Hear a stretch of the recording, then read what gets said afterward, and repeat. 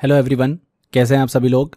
आज के इस सेशन में हम जो टॉपिक कवर करने वाले हैं वो है अर्थक्वेक, भूकंप। बहुत ही इंटरेस्टिंग टॉपिक है। एग्जाम में कई बार इस टॉपिक से हमको क्वेश्चंस देखने को मिलते हैं।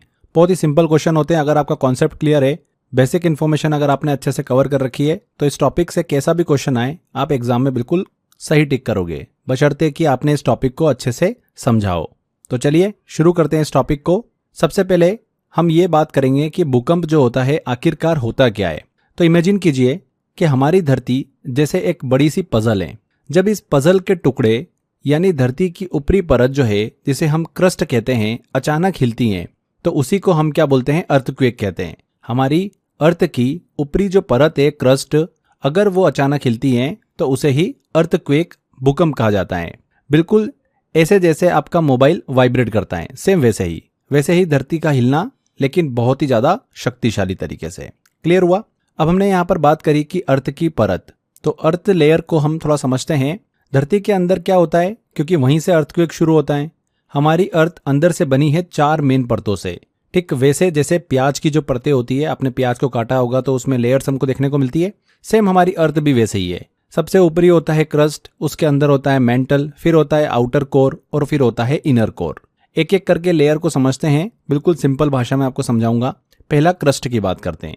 यह पृथ्वी की सबसे ऊपर की परत होती है और सबसे पतली भी होती है। हम, आप, पहाड़, पेड़, बिल्डिंग, सब कुछ इसी पर रहते हैं, इसी क्रस्ट पर रहते हैं। महासागर के नीचे ये परत और भी पतली हो जाती है, 5 से 10 किलोमीटर की, जबकि महाद्वीप जो होते हैं उनके नीचे थोड़ी सी मोटी होती है, 35 से 70 किलोमीटर तक की। इसी क्रस्ट में टुकड़े होते हैं जिन्हें हम क्या बोलते हैं, टेक्टोनिक प्लेट्स कहते हैं। तो क्रस्ट आपको समझ में आ गया। इसके बाद जो लेयर आती है इसके नीचे, वो आती है मेंटल की। क्रस्ट के नीचे होती है मेंटल, जो धरती की सबसे मोटी परत होती है, लगभग 2900 किलोमीटर की। कितनी? लगभग 3000 किलोमीटर मान के चलो। इसमें चिपचिपी चट्टानें होती है जो पूरी सॉलिड नहीं होती हैं, धीरे धीरे बहती है, जैसे गाड़ी चटनी आपने देखी होगी उस तरीके से। इन्हीं चट्टानों की मूवमेंट को कहते हैं कन्वेक्शन करंट्स। हमारी टेक्टोनिक प्लेट्स इसी मेंटल के ऊपरी हिस्से, जिसे अस्थिनोस्फीयर कहते हैं, उस पर तैरती रहती हैं। अर्थक्वेक और वोल्केनोस का असली खेल यहीं से शुरू होता है, मेंटल से। नेक्स्ट जो लेयर आती है इसके अंदर, वो आती है आउटर कोर, बाहरी कोर बोलते हैं इसको। यह मेंटल के नीचे होता है और लगभग 2200 किलोमीटर मोटा होता है। इसमें आयरन और निकल पाए जाते हैं, लेकिन यह परत लिक्विड यानी तरल होती है। जो आउटर कोर होता है, इसकी गति, इसकी स्पीड की वजह से ही धरती का मैग्नेटिक फील्ड बनता है। इसके अंदर होती है फिर इनर कोर। यह अर्थ का सेंटर होता है, रेडियस होती है लगभग 1220 किलोमीटर की। यह भी आयरन और निकल से बना होता है, लेकिन सॉलिड होता है, क्योंकि अंदर बहुत ज्यादा प्रेशर होता है, दबाव होता है। इसका टेम्परेचर इतना होता है कि सन की सतह जितना गर्म हो सकता है, लगभग 5500 डिग्री सेल्सियस बोल सकते हैं आप। तो ये आपको समझ में आ गया कि अलग अलग हमने अर्थ की 4 जो लेयर्स हैं उनको डिस्कस किया। आगे हम बात करते हैं कि अर्थक्वेक जो होते हैं ये क्यों आते हैं। ध्यान से समझना इस चीज को। धरती के टुकड़े हिलते क्यों हैं? तो इसका एक आंसर है टेक्टोनिक प्लेट्स की वजह से। टेक्टोनिक प्लेट्स, पृथ्वी की प्लेट्स क्या होती है, इसको भी थोड़ा सा समझे हम। हमारी अर्थ की जो क्रस्ट है वो टुकड़ों में बटी हुई है।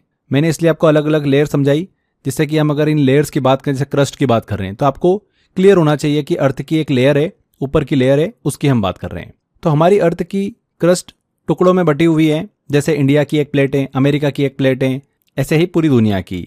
अब इन प्लेट्स के नीचे होता है मैग्मा, जो कि पिघला हुआ पत्थर होता है, मोल्टन रॉक। ये प्लेट्स इसी मैग्मा के ऊपर तैरती रहती हैं। जब मैग्मा हल्के हल्के मूव करता है तो उसके ऊपर जो ये प्लेट्स तैर रही है वो भी मूव करेगी। जब ये प्लेट आपस में टकरा जाती हैं मूव करते हुए, या फिर एक दूसरे से दूर जाती हैं, या एक दूसरे के नीचे ऊपर सरकती हैं, तो धरती की सतह पर होता है स्ट्रेस बिल्डअप। और जब ये स्ट्रेस अचानक रिलीज होता है तब आ जाता है अर्थक्वेक। यही रीजन होता है अर्थक्वेक का आने का, भूकंप आने का। तो समझ में आया आपको टेक्टोनिक प्लेट्स कितना इंपॉर्टेंट रोल प्ले करती है अर्थक्वेक को लाने में। आगे बढ़ते हैं। अब हम भूकंप के, अर्थक्वेक के मुख्य बिंदु की बात करते हैं, हाइपोसेंटर और एपिसेंटर की। अर्थक्वेक से जुड़े 2 इंपॉर्टेंट टर्म्स होती है ये, इन टर्म्स को समझना जरूरी है। ये दोनों वही पॉइंट्स होते हैं, हाइपोसेंटर और एपिसेंटर, जहां से अर्थक्वेक की शुरुआत और असर का सबसे पहला निशान पड़ता है। सबसे पहले हम बात करते हैं फोकस मतलब हाइपोसेंटर की। ये वो बिंदु होता है, पॉइंट होता है, जो धरती की सतह के नीचे होता है। इसी पॉइंट से अर्थक्वेक की ओरिजिन होती है, शुरुआत होती है, यानी यहीं से सारी एनर्जी जो होती है वो रिलीज होती है। जब 2 टेक्टोनिक प्लेट्स आपस में टकराती हैं तो जिस एग्जैक्ट पॉइंट पर उनके बीच फ्रिक्शन या फिर टूट-फूट होती हैं वो होता है हाइपोसेंटर। इसे ही हम कहते हैं फोकस। एपिसेंटर की बात करते हैं तो एपिसेंटर वो पॉइंट होता है जो कि धरती की सतह पर होता है और ये हाइपोसेंटर के ठीक ऊपर होता है। इसे आप ऐसे समझ सकते हैं कि अगर आप फोकस से एक सीधी लाइन ऊपर की तरफ खींचे तो जहां वो धरती की सतह को काटेगा वहीं होगा एपिसेंटर। सबसे पहले झटके जो होते हैं वो एपिसेंटर पर महसूस होते हैं। सबसे ज्यादा डैमेज भी इसी पॉइंट पर हमको देखने को मिलता है, इस पॉइंट पर और इसके आसपास के एरिया में। जैसे आप किसी शांत पानी में पत्थर फेंकोगे तो लहरें उसी बिंदु से फैलेगी जहां पर पत्थर गिरा है। तो उसी तरह अर्थक्वेक की एनर्जी सबसे पहले एपिसेंटर के आसपास देखने को मिलती है। तो क्लियर हो गई ये दोनों टर्म्स आपको। आगे देखिए फ्रेंड्स, अब हम सेस्मिक वेव्स की बात करें, भूकंप की लहरें की बात करें, तो जब अर्थक्वेक आता है तो उससे वेव्स निकलती है जो पूरी धरती में फैलती हैं और यहीं से आता है डिस्ट्रक्शन। ये वेव्स दो प्रकार की होती है, एक होती है बॉडी वेव्स और दूसरी होती है सरफेस वेव्स। एक एक करके डिस्कस करते हैं। सबसे पहले हम बॉडी वेव्स की बात करें। ये वो वेव्स होती हैं जो कि अर्थ के अंदर ट्रेवल करती हैं। बॉडी वेव्स दो तरह की होती है, पी वेव्स, प्राइमरी वेव्स और सेकेंडरी वेव्स मतलब एस वेव्स। पी वेव ये सबसे पहले निकलती है हाइपोसेंटर से, इसीलिए इसका नाम प्राइमरी है। ये लॉन्गिट्यूडनल वेव्स होती हैं, मतलब इनकी मोशन आगे पीछे होती हैं। ये सॉलिड, लिक्विड और गैस तीनों मीडियम में ट्रेवल कर सकती हैं। इनकी स्पीड सबसे ज्यादा होती है पी वेव्स की, लेकिन ये कंपैरेटिवली कम नुकसान करती हैं पी वेव्स। एस वेव की बात करें सेकेंडरी वेव्स की, तो पी वेव के बाद आती हैं ये ट्रांसवर्स वेव्स होती हैं, मतलब इनकी मोशन ऊपर नीचे की दिशा में होती है, आगे पीछे नहीं होती है, ऊपर नीचे करती है। ये सिर्फ सॉलिड मीडियम में ही ट्रेवल कर सकती हैं। इनकी स्पीड पी वेव से कम होती हैं, लेकिन ये ज्यादा डैमेज करती हैं क्योंकि ये जमीन को ज्यादा हिलाती हैं। S waves clear. अब हम बात करते हैं सरफेस वेव की, जो कि सबसे खतरनाक वेव होती है, अर्थ की सतह पर ट्रेवल करती हैं। यही वो वेव होती है जिसकी वजह से हमें झटके महसूस होते हैं और मैक्सिमम डिस्ट्रक्शन भी इन्हीं से होता है। सरफेस वेव दो प्रकार की होती है, एक होती है लव वेव्स और दूसरी होती है रेली वेव्स। लव वेव्स ये धरती को एक तरफ से दूसरी तरफ हिलाती हैं। इसका मूवमेंट हॉरिजॉन्टल होता है। ये बिल्डिंग्स की फाउंडेशन को नुकसान पहुंचा सकती हैं लव वेव्स। रेली वेव्स की बात करें तो ये एक तरह से रोलिंग मोशन में चलती हैं, जैसे कि समुद्र की लहरें होती हैं वैसे ये जमीन को ऊपर नीचे और आगे पीछे दोनों डायरेक्शन में हिला सकती हैं। इसका असर जो होता है ज्यादा दूर तक और गहराई तक महसूस होता है रेली वेव्स का। तो ये सरफेस वेव की बात करी जो कि सबसे खतरनाक होती है, दो टाइप की होती है, लव वेव्स और रेली वेव्स। इसके बाद हम बात करते हैं अब कि भूकंप को कैसे मापा जाता है। तो देखिए, जब कोई चीज इतनी शक्तिशाली हो कि वो बिल्डिंग भी गिरा दे, जमीन को हिला दे, तो उसे मापना भी बहुत ही जरूरी होता है। अब अर्थक्वेक को मापने के लिए कौन कौन से टूल्स एंड स्केल इस्तेमाल किए जाते हैं, एक एक करके थोड़ा सा नजर डालते हैं। सबसे पहले हम बात करते हैं सिस्मोग्राफ की। सिस्मोग्राफ एक ऐसा डिवाइस है जो कि अर्थ की सरफेस में होने वाले वाइब्रेशन, जो कंपन होता है, उसको डिटेक्ट और रिकॉर्ड करता है। इसे ऐसे इमेजिन कीजिए जैसे एक मशीन जिसमें नीचे ग्राफ पेपर और ऊपर की तरफ एक हैंगिंग पेन हो। जब जमीन हिलती है तो पेन मूव करता है और वो मूवमेंट एक लाइन की तरह रिकॉर्ड हो जाता है। ये छोटे से छोटे अर्थक्वेक को भी डिटेक्ट कर सकता है, भले ही वो हमें महसूस क्यों ना हो। सिस्मोग्राफ बेसिकली बताता है कि भूकंप आया है या फिर नहीं और उसका कंपन कितना है। नेक्स्ट हम बात करते हैं रिक्टर स्केल की। ये मैग्नीट्यूड यानी जो भूकंप की शक्ति होती है, एनर्जी रिलीज होती है, उसको मापता है। इसे चार्ल्स रिक्टर और बेनो गुटेनबर्ग ने मिलकर डेवलप किया था, इसीलिए इसे कभी कभी गुटेनबर्ग रिक्टर स्केल भी कहते हैं। ये स्केल जो है लॉगरिथमिक होती है, मतलब हर एक पॉइंट की बढ़त 10 गुना ज्यादा एनर्जी को दर्शाती है। 5 मैग्नीट्यूड वाला अर्थक्वेक 4 मैग्नीट्यूड से 10 गुना ज्यादा ताकतवर होता है, वैसे ही 6 मैग्नीट्यूड वाला 5 से 100 गुना ज्यादा एनर्जी छोड़ता है। स्केल की वैल्यू आमतौर पर यहाँ पर 1 से 10 तक होती है। तो ये रिक्टर स्केल हमने डिस्कस किया, एग्जाम में काफी बार क्वेश्चन पूछा जाता है यहाँ से। इसके बाद हम बात करते हैं मर्केली स्केल की। ये स्केल अर्थक्वेक की इंटेंसिटी यानी इम्पैक्ट और नुकसान को मेजर करती है। ये मैग्नीट्यूड नहीं बल्कि ये बताती है कि किस एरिया में कितनी तबाही हुई है। मैग्नीट्यूड भूकंप की शक्ति होती है एंड इंटेंसिटी भूकंप का असर होती है। मर्केली स्केल का रेंज जो होता है वो 1 से 12 तक होता है। 1 बहुत ही हल्का झटका, कोई भी नुकसान नहीं, और 12 सबसे ज्यादा विनाशकारी, बिल्डिंग जो होती है वो कोलैप्स हो जाती है, जमीन फट सकती है। ठीक है, तो ये अलग अलग हमने टूल्स और स्केल को डिस्कस किया। आगे फ्रेंड्स अब हम बात करते हैं दुनिया की भूकंप बेल्ट की, earthquake belts of the world. देखिए, जहां पर धरती सबसे ज्यादा हिलती हो वो जगह कौन सी है। तो अर्थक्वेक बेल्ट्स वो जगह होती है जहां पर टेक्टोनिक एक्टिविटी ज़्यादा होती है, इसीलिए वहां पर भूकंप आने की संभावना जो होती है वो भी सबसे ज़्यादा होती है। दुनिया में अगर हम बात करें तो 3 प्रमुख भूकंप बेल्ट हैं। मेन अर्थक्वेक बेल्ट जो है वो 3 है। पहला है सरकम पैसिफिक बेल्ट, इसको रिंग ऑफ फायर भी कहते हैं, प्रशांत अग्नि विलय। ये दुनिया की सबसे एक्टिव अर्थक्वेक बेल्ट है। यह बेल्ट पैसिफिक ओशन के चारों ओर फैली हुई है, यानी अमेरिका, जापान, इंडोनेशिया, फिलीपींस, दक्षिण कोरिया, ये जो देश है इनकी कोस्टल बाउंड्रीज से मिलकर बनी है। इस बेल्ट में दुनिया के 90% भूकंप जो होते हैं और 75% एक्टिव वॉल्केनोज ये पाए जाते हैं। वॉल्केनो और अर्थक्वेक दोनों एक दूसरे से जुड़े होते हैं। जहां पर वॉल्केनोज ज्यादा होते हैं वहां पर अर्थक्वेक आने की पॉसिबिलिटी भी ज्यादा होती है, इसीलिए इस बेल्ट को कहते हैं रिंग ऑफ फायर। सेकेंड हम बात करते हैं मिड कॉन्टिनेंटल बेल्ट की। इसे अल्पाइन हिमालयन बेल्ट भी कहते हैं। यह बेल्ट यूरोप के आल्प्स माउंटेन से शुरू होकर हिमालय, टर्की, ईरान, अफगानिस्तान होते हुए इंडोनेशिया तक जाती हैं। इसी बेल्ट में हमारा इंडिया भी आता है। यही वजह है कि भारत में भी हमको भूकंप के झटके देखने को मिलते हैं।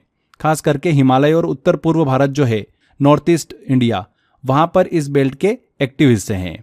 इसे टेक्टोनिक प्लेट कॉलिजन जोन भी कहते हैं, जहां पर प्लेट्स आपस में टकराती हैं। तीसरा हम बात करते हैं मिड अटलांटिक रीज की। मध्य अटलांटिक महासागर की भूकंपीय श्रृंखलाएं। ये एक लंबी पहाड़ी श्रृंखला है, माउंटेन रेंज है, जो कि अटलांटिक ओशन के अंदर फैली हुई है, नॉर्थ से साउथ तक। ये ओशन फ्लोर के नीचे मौजूद है। यहाँ पर टेक्टोनिक प्लेट्स एक दूसरे से दूर जा रही होती हैं, जिससे यहाँ पर फ्रीक्वेंट अर्थक्वेक देखने को मिलते हैं। इस तरीके की माउंटेन रेंज को कहते हैं मिड ओशनिक रीज, जो समुद्र के अंदर छुपी हुई होती हैं लेकिन बहुत ज़्यादा टेक्टोनिक एक्टिविटी रखती हैं। तो ये हमने एक्टिव बेल्ट्स को डिस्कस किया वर्ल्ड की। अब हम बात करते हैं भारत में जो अर्थक्वेक देखने को मिलता है वो क्यों और कहां पर देखने को मिलता है। मतलब इंडिया में भूकंप क्यों आते हैं और कौन कौन से ऐसे क्षेत्र हैं जो सबसे ज्यादा प्रभावित होते हैं। तो इंडिया की जमीन जो देखें फ्रेंड्स, एक टेक्टोनिक प्लेट पर है, जिसे कहते हैं हम इंडियन प्लेट। ये प्लेट लगातार उत्तर मतलब नॉर्थ की ओर खिसक रही है और टकरा रही है यूरेशियन प्लेट से। इसी टकराव की वजह से जो प्रेशर बिल्ड होता है, उसी के कारण हिमालय धीरे धीरे ऊपर उठ रहे हैं, और यही प्रेशर जब रिलीज होता है तो आता है अर्थक्वेक। इसीलिए हिमालय और उसके आसपास के स्टेट जैसे कि उत्तराखंड, हिमाचल प्रदेश, जम्मू एंड कश्मीर सबसे ज़्यादा अर्थक्वेक सेंसिटिव माने जाते हैं। भारत में इंडियाज अगर हम सिस्मिक जोन की बात करें, भूकंपीय क्षेत्रों की बात करें, तो भारत को सिस्मिक जोनिंग मैप के आधार पर 4 मुख्य जोन में डिवाइड किया गया है, जो बताते हैं कि किस रीजन में भूकंप का खतरा कितना है। पहला है जोन 5, सबसे ज़्यादा खतरे वाले क्षेत्र होते हैं, मोस्ट डेंजरस अर्थक्वेक जोन बोला जाता है इसे। इसमें आते हैं उत्तर पूर्वी राज्य जैसे कि असम, नागालैंड, जम्मू और कश्मीर के कुछ हिस्से, हिमाचल प्रदेश, उत्तराखंड, गुजरात का Kutch region, Andaman and Nicobar island. यहाँ पर वेरी हाई मैग्नीट्यूड वाले भूकंप आने की संभावना रहती है। एग्जाम्पल के तौर पे 2001 का जो भुज अर्थक्वेक आया था गुजरात में, वो जोन 5 में आया था और बहुत ही ज़्यादा सबसे तबाही वाला अर्थक्वेक था।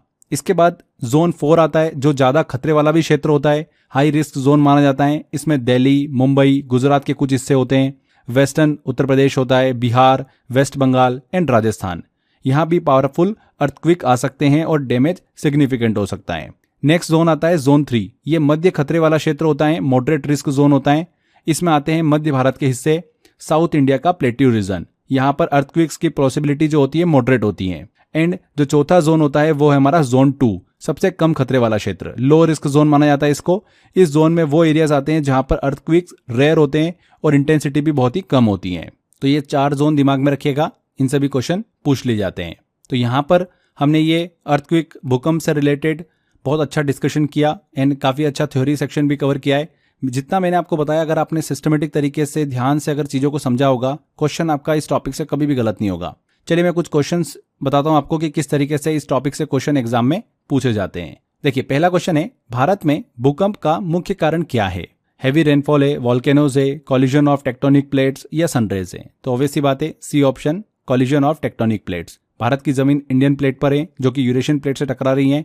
इस टकराने के कारण जमीन में प्रेशर बनता है और जब वो रिलीज होता है तो आता है अर्थक्वेक। इसीलिए सबसे बड़ा कारण है टेक्टोनिक प्लेट कॉलिजन। भारत का कौन सा हिस्सा सबसे ज्यादा भूकंप संवेदनशील, मोस्ट अर्थक्वेक सेंसिटिव माना जाता है? Coastal Tamil Nadu, the region of Rajasthan, Himalaya region या फिर गोवा? तो हिमालय क्षेत्र, हिमालय रीजन सी आंसर। 2001 में आया भुज भूकंप भारत के किस भूकंपीय जोन में आया था? तो ये आया था जोन 5 में। भारत का जोन 5 जो है भारत का सबसे ज्यादा खतरे वाला क्षेत्र माना जाता है। गुजरात का कच्छ रीजन इसी जोन में आता है जहां पर 2001 में भारी तबाही वाला भुज अर्थक्वेक आया था। नेक्स्ट लेते हैं क्वेश्चन, भारत को कितने मुख्य भूकंपीय जोनों में बांटा गया है? How many major seismic zones? 3, 4, 5 या 6? तो भारत को अगर हम सिस्मिक रिस्क के आधार पर बात करें तो 4 जोन में डिवाइड किया गया है। जोन 2, जोन 3, जोन 4 और जोन 5। जोन 1 को अब इस्तेमाल नहीं किया जाता है। जोन 5 सबसे खतरनाक है और जोन 2 सबसे कम खतरे वाला है। तो 4 बी आंसर। निम्नलिखित में से कौन सा राज्य जोन 5 में आता है? केरला, वेस्ट बंगाल, नागालैंड या पंजाब? तो मैंने आपको बताया था असम, नागालैंड, नॉर्थ ईस्ट के स्टेट, तो नागालैंड यहाँ पर करेक्ट आंसर है। तो ऐसे क्वेश्चंस एग्जाम में हमको देखने को मिलते हैं इस टॉपिक से। आई होप आपको समझ में आया होगा। यहाँ पर हमारा ये थ्योरी सेक्शन कंप्लीट होता है। बेटर अंडरस्टैंडिंग के लिए आप एक बार और ये वीडियो देख सकते हैं आराम से, बहुत अच्छे से मैंने समझाया आपको। 1-2 बार आप अगर इस लेक्चर को देख लोगे तो आपको याद करने की जरूरत भी नहीं पड़ेगी। इस टॉपिक से क्वेश्चन आएगा एग्जाम में, 100% आप बिल्कुल करेक्ट करके आओगे। तो यहाँ पर हमारे सेशन को एंड करते हैं। अच्छे से मेहनत करते रहिए, लगे रहिए फ्रेंड्स, 100% आपको सफलता मिलेगी। Thank you.